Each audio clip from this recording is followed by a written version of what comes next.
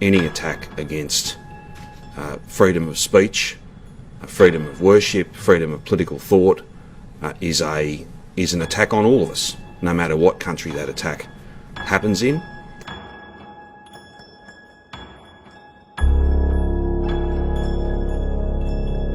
You've given me directions to bring on based on the fact that I don't have a work permit. I have a work permit. You're not following the rules. You're not following the rules. What am I doing? I'm a journalist.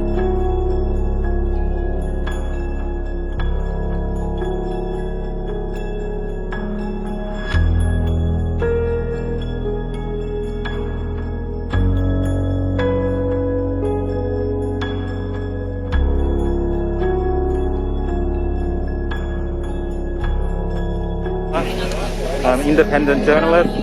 I have a registered business. I have my media credentials on me. I have my pass. Thank you, sir. Hi guys, Rukshan here. I just had the unfortunate experience of being taken into custody and then issued a fine by the Victoria Police while I was doing my work as an independent video journalist at Treasury Gardens today. So I headed down to Treasury Gardens to cover the event that was happening there, to see what's happening, because obviously I've been doing that for a few months now, and as a part of my work.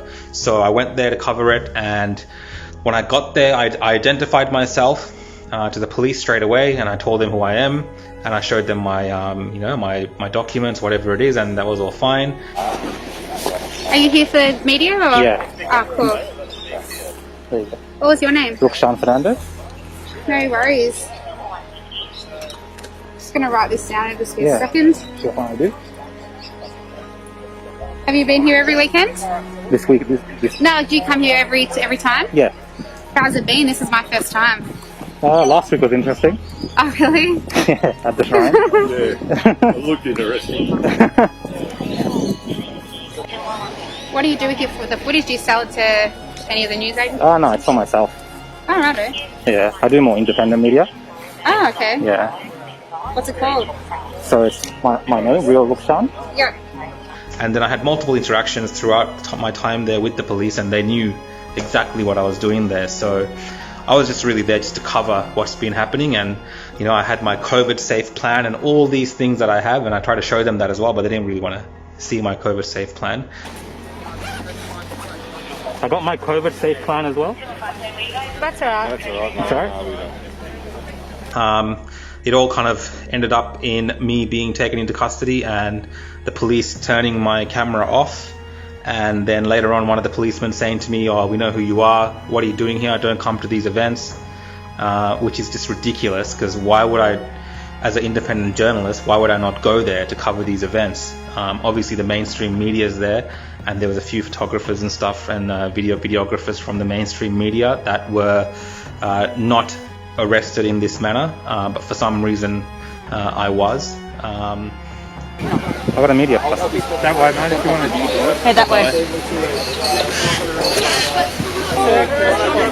Just stay there, mate. Just stay there. Why is that? Close the gate. Come through.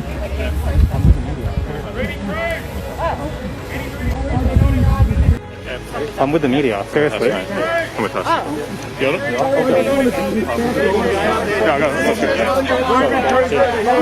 Go.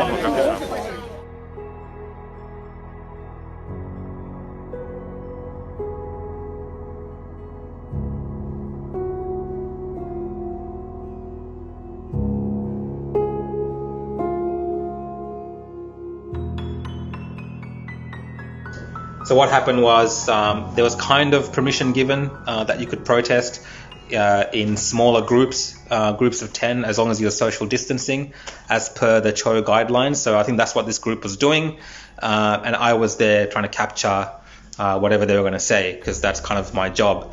And but during that process, the police actually started to, and mind you, there was hundreds of police, they started to create a circle and slowly pushing closer and closer and closer towards the group of maybe 15 to 20 people that were there who were, social distancing. Myself included, I was trying to keep my distance from people, but obviously I'm doing work, I'm doing a job, and it's hard. I can't tell what people around me are doing. So just like any other of the journalists or video journalists or photographers there, I was just doing my job. But when it did get a bit too close, I attempted to leave the circle, and I asked a policeman, can I leave? And he said, no, go to that side, you can leave from that side. And obviously they would not let us leave, and they kept bringing the circle in closer and closer. And then that all kind of accumulated in being taken into custody or whatever it is, and then issued a fine. And then in that process is when a policeman came, turned my camera off, and then he also said to me, we know who you are, don't come to these events. What are you doing here? And it's quite disgusting to hear that kind of stuff from a policeman and from the police. I am independent media. I'm there doing my job. I'm there trying to cover these events from a perspective that might not be shown in the mainstream media, but it's also as important, and it's also as vital. And one of the things is maybe these police are worried about how they're being shown, or but I don't think they should be worried about those things. I don't think they should be worried about these things if everything they're doing is above board, and there's no illegal activity happening. I'm just capturing what they're doing in terms of carrying out the law.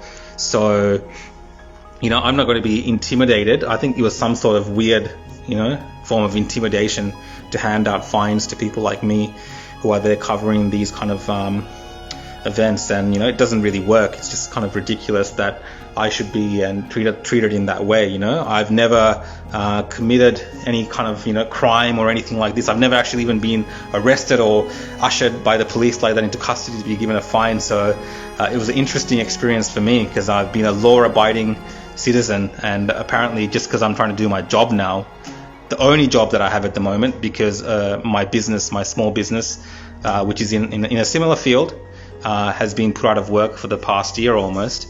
That's when I pivoted to doing this kind of work, and I did all that properly as well. I signed up in the proper manner as an internet publishing media company, and I'm trying to do everything above board. So to be treated like this by the police and to be fined while I'm trying to do my job is quite disgusting to me as an ordinary citizen, and also as an independent journalist, because what we're really trying to do is kind of show the truth. And even if the truth is sometimes inconvenient to the men and women in blue, that's not really my fault. They do their job, I do my job, and it's up to the people to make a decision on what they make of that.